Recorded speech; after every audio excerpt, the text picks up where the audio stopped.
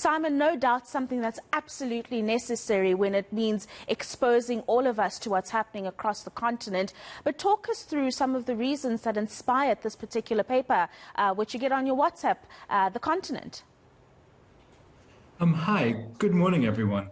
Well, I don't know about you, but I really miss getting a physical print newspaper, and that happens increasingly rarely these days. And my co-founder, Sipho Kings, and I really wanted to figure out a way to get that look and feel and reading experience of a traditional newspaper, but to get it on our mobile phones, which is, to be honest, where most of us spend most of our time these days, for better or for worse. That was the sort of first reason. The second reason was at the beginning of the pandemic, when we were flooded with so much fake news and disinformation, we realized that so much of that fake news was coming to people via WhatsApp. It is probably the most powerful sharer of information in the world, and yet very few news organizations have a product that is actually designed to get real news onto WhatsApp and similar messaging platforms. So kind of combining those two things, we realized we could create a PDF newspaper whereby we could have that look and feel of a traditional newspaper, but give it to people on WhatsApp and allow them to share it far and wide on their networks. What about content generation and curation, Simon? It is a free service for people to access on their WhatsApp, but I'm just wondering about the logistics of generating the content, the resources that you need to be able to put together this paper. So we only publish high-quality, original content that has been through our own fact-checking processes and editing processes. And the reason for that is, I think people are overwhelmed with information. There is so much information flying around.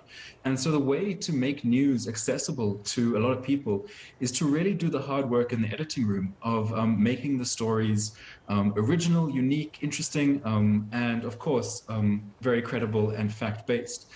So we work with a network of about 200 to 300 journalists across Africa to tell stories of what is going on in the continent. We have a couple of major donors who support the work that we do, and that is how we are able to keep the paper going and to keep it free. I believe that it's almost anti-democratic to keep news behind paywalls and make it inaccessible to the majority of people. And so it's very important to us that the continent stays free. Right. How has it been received, Simon, and how long has the paper been in circulation? So the response has actually completely blown us away. When we started it, it was April 2020.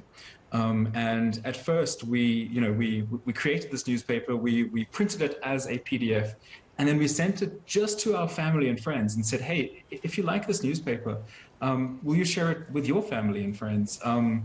And by the end of the first weekend, we had 1,000 subscribers. The response was incredible, and we've only kept growing since then. We are now the most widely distributed African newspaper. We distribute the paper in 105 countries across the world. We have huge audiences in the UK and US. And I do kind of love that international audiences are coming to an African publication for high quality international news.